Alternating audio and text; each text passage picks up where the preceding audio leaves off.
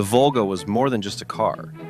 For decades, it remained a symbol of status, power, and success, a vehicle that, in the Soviet Union, marked a person's place within the system. This is the story of how one automobile traveled the path from the peak of prestige and a coveted dream to a quiet, almost unnoticed disappearance. Introduced in 1956, the Volga quickly and for a long time occupied the most prestigious segment not only in the Soviet Union, but also across other socialist countries. At the same time, unlike government cars such as the Chaika or, even more so, ZIL limousines, an ordinary citizen still had a realistic chance of getting behind the wheel of a Volga, or at least riding in the back seat. Formerly, Volga cars were never prohibited from being sold to private individuals. Any Soviet citizen had the legal right to purchase one for personal use. In practice, however, very few managed to do so. Even without considering the extremely high price relative to average wages, cars almost never reached open retail sale. Most Volgas were allocated to state institutions, taxi fleets, or exported abroad, while the small number that did reach private buyers usually went to people with the right connections. As a result, Volga owners were most often highly qualified specialists, well-known athletes and performers, senior military and police officers, and other individuals with high social status and income. An important part of the Volga's prestige was its place within the official service hierarchy.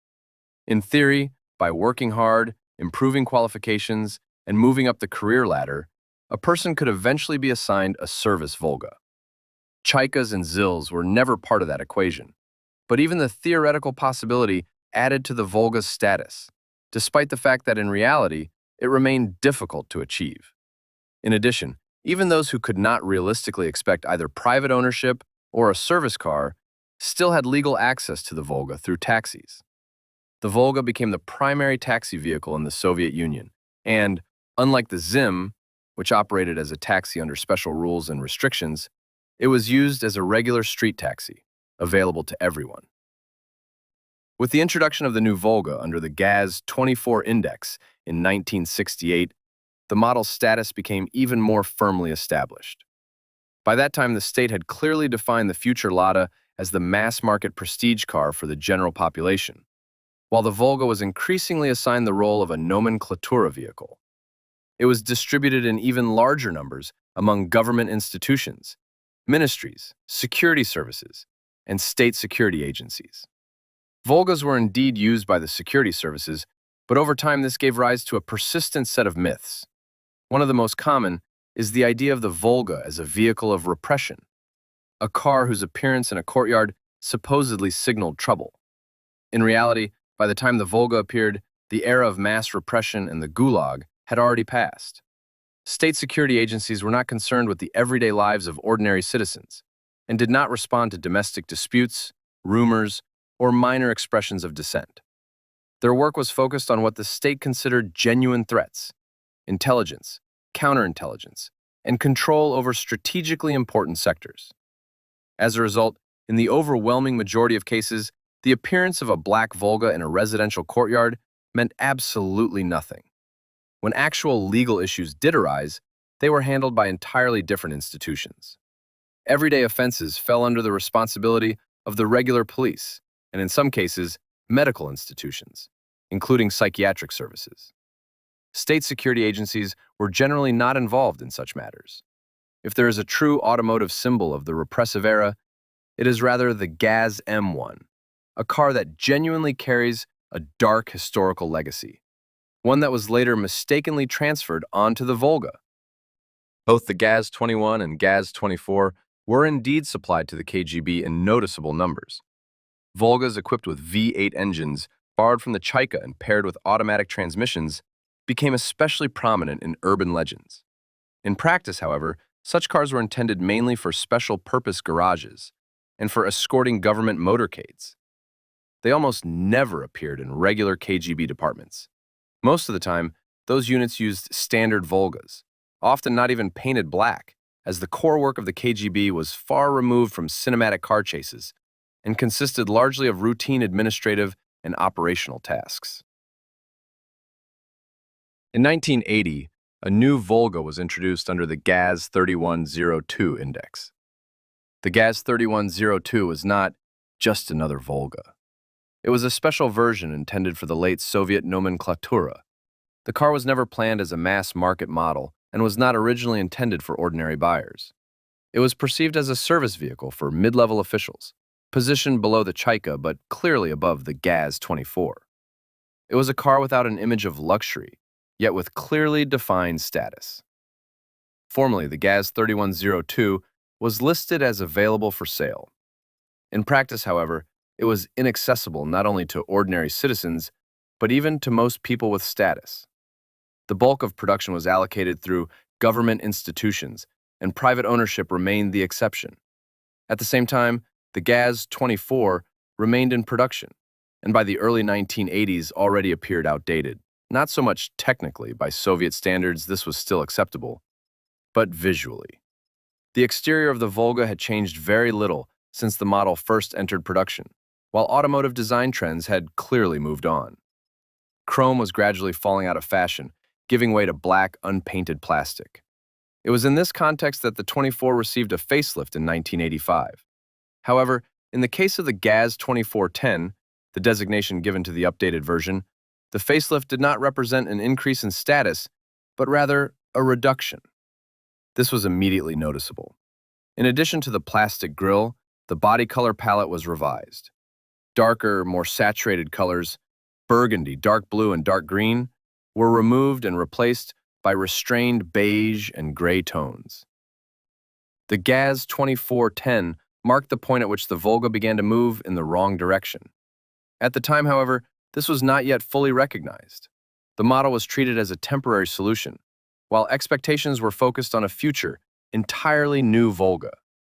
As a result, no serious long-term bet was placed on the 2410. Incidentally, it is the GAZ-2410 that appears in Doug DeMuro's review. The car shown there was not in fully original condition and effectively represented a mix of pre-facelift and facelift components. A new Volga under the 3105 index was presented to the public in 1987. This time, it was genuinely a new model. It no longer relied on the architecture of previous Volgas, featured a completely original body, and was conceived as a fundamentally different car. The technical concept was particularly revealing. The new nomenclatura vehicle was planned to be equipped with a V8 engine, an automatic transmission, and permanent all-wheel drive. The equipment list was also supposed to include a climate control system and a full electric package. For the Soviet automotive industry of the late 1980s, this was an extremely ambitious proposal. Combined with a modern exterior, such a car could theoretically have allowed the Volga to retain its position at the top of the Soviet automotive hierarchy. However, the new model appeared at perhaps the worst possible moment. By the end of the 1980s, the systemic crisis in the country was becoming increasingly apparent, and the Gorky automobile plant itself was facing serious difficulties. A project of this scale proved to be beyond the plant's capabilities. Even after later 3105 prototypes were simplified, abandoning all-wheel drive and fitting the car with a manual transmission, the model remained in a state of uncertainty. Despite being approved by a state commission for series production, it never entered full-scale manufacturing. The GAZ-3105 was produced only in small batches and in limited numbers until 1996. Instead, it was decided to continue modernizing the old platform. As a result, in 1991, the next Volga appeared, the GAZ-31029. In essence, it was a deeply reworked version of the 24 model. By the early 1990s, however, the situation had changed dramatically. The Volga was increasingly perceived not as a prestigious car, but as a symbol of a declining and aging system of power.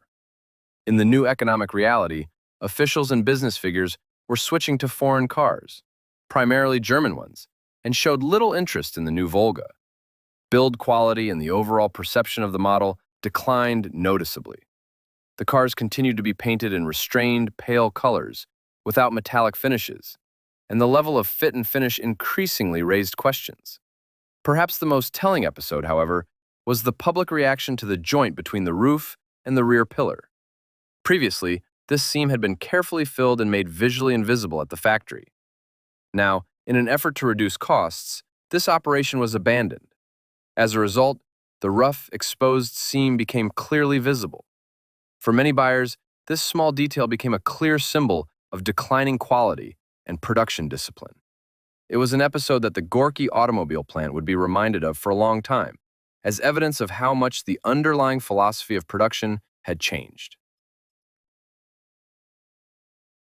In 1997, the Volga made what at the time seemed like its last decisive push. Almost simultaneously, two new models were presented, the GAZ-3103 and the GAZ-3104. The first was intended to be more mass market and relatively simple, while the second was conceived as a more status-oriented version. In the plant's plans, it was the GAZ-3104 that was meant to become the modern nomenclatura Volga. This model was expected to be equipped with V6 engines and an automatic transmission. Once again, the body was fully original and had no direct connection to the architecture of the GAZ-24. However, this project also ran into financial constraints. The plant lacked the resources needed to put a new model into production. As a result, already in the same year, 1997, instead of launching a fundamentally new Volga, another modernization of the old platform reached the assembly line. From a technical standpoint, this was a step backward. The cars were fitted with carbureted engines and manual transmissions, while the level of equipment remained minimal. By that point, there was little talk of status or prestige positioning. The Volga increasingly became a shadow of its former self. At the same time, the car did not provoke outright rejection visually. The updated design looked acceptable, and an expanded color palette, including metallic finishes, allowed the model to appear relatively modern compared to earlier versions. A year later, another new development was presented, which, like previous projects, never entered series production. In 2004, yet another new Volga appeared, but in essence it still remained a derivative of the 24 model. In 2005, the management of the Gorky automobile plant officially announced its intention to remove the Volga from the assembly line in the near future, and to focus on the production of commercial vehicles. From an economic standpoint, this appeared to be a logical decision. By that time, it was clear that the outdated model had exhausted its potential. However, public sentiment was not uniform. Many believed that the Volga deserved a more dignified ending. Moreover, since the early 1990s, there had been recurring calls to move officials who had switched to foreign cars back into domestically produced vehicles. Such attempts were made in practice as well. In particular, Boris Nemtsov, then governor of the Nizhny Novgorod region where Volgas were produced, ordered regional officials to use GAZ vehicles as their service cars and publicly switched to a Volga himself. This initiative was received very ambiguously within the bureaucratic environment and was accompanied by quiet resistance and sabotage. Further attempts of this kind followed, but none of them produced a lasting result. But all of this belonged to the 1990s. By the mid-2000s, there were no illusions left about the Volga. Sales declined year after year. The plant survived largely because part of the production was purchased by the state, for the police and for the lowest levels of the bureaucracy. Without these orders, the situation would have looked even worse. The Volga 31105 cost roughly the same as the Lada 2110. The Lada was far from perfect, but next to it, the Volga looked and felt like a dinosaur from a past era. And yet, it still had buyers. Few in number, but consistent. These buyers were mostly older people, those who still remembered a time when the Volga stood at the very top of the Soviet automotive hierarchy, but who could not afford one back then. Now they finally could, and many did. Nostalgia played its role, but it was not the only reason. There was also pragmatism. The Volga appealed to people who wanted no surprises, trusted a design proven over decades, and knew how to maintain and repair their cars themselves. The station wagon version also remained in the lineup. It was especially popular with summer house owners because of its enormous cargo area. It might have seemed that the car was simply living out its final years and quietly fading away. But that was not the case. The plant's management was not willing to accept the image of the Volga as a retiree's car. They decided to make an attempt to win over a younger buyer. The first step in that direction was an openly awkward experiment, a shortened version called the Volga Sport. It produced little more than smiles. Once the irony surrounding the project subsided, the conclusion became obvious. Attracting a new audience required a new engine, not experiments with the body.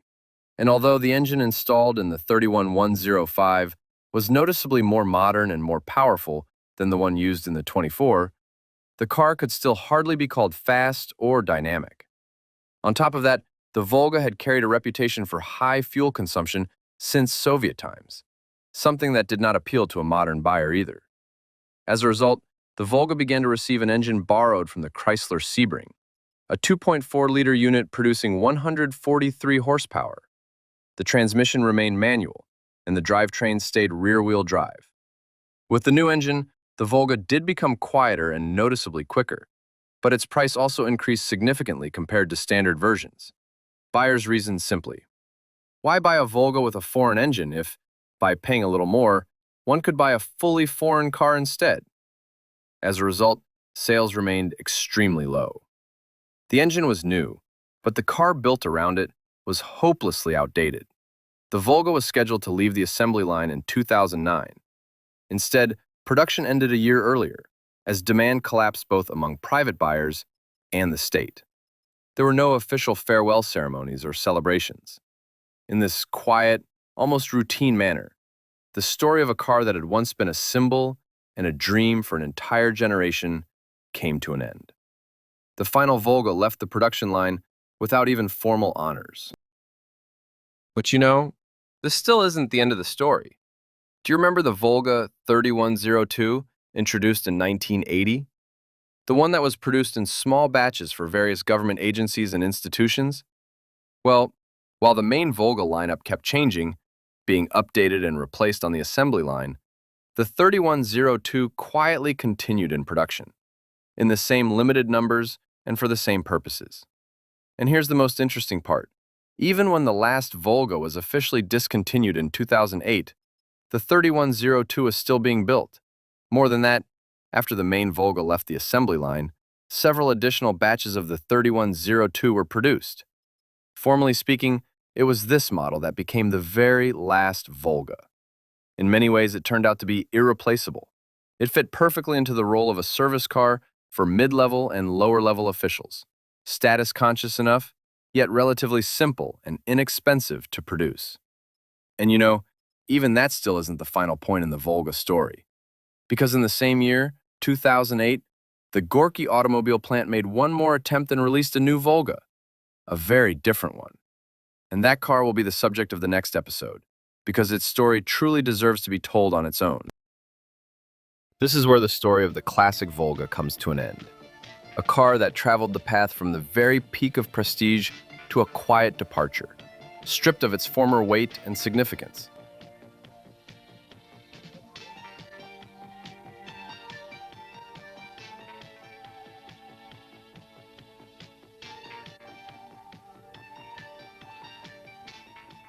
Важным преимуществом GAZ